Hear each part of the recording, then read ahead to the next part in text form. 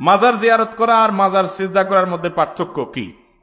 মাজার জিয়ারত আর মাজার সিজদা, মাজার জিয়ারত সুন্নত আর মাজারে সিজদা করা শিরক। মাজার জিয়ারত করা হলো সওয়াবের কাজ আর সিজদা করা হলো কি? গুনাহের কাজ না, শুধু শিরকের মতো গুনাহের কাজ, যেটা একটু আগে আলোচনা করলাম।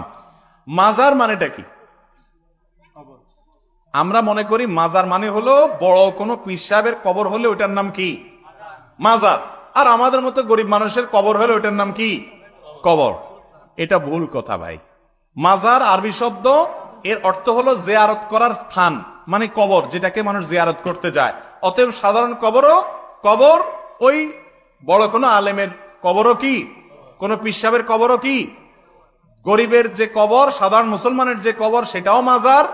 আবার যে অর্থে এটাকে মাজার বলছেন, একই অর্থে বড় কোনো আলেমের কবরও কি, মানে জিয়ারত করার জায়গা। অতএব যে কোনো কবর জিয়ারত করা ভালো, কিন্তু সেখানে গিয়ে তার কাছে কিছু চাওয়া বা সিজদা করা, এটা কি না ভালো না, এটা হলো শিরক করা। আমরা মনে করি কবরবাসীর কাছে কিছু পাওয়ার জন্য যাওয়া যায় না, কবরবাসীকে বরং দিতে যান, কি দোয়া দিতে যান, সালামুন আলাইকুম দারা কওমিন, তোমাদের মধ্যে শান্তি বর্ষিত হোক। দোয়া হলো না তাদের জন্য, এই জন্য কবরে যাবে।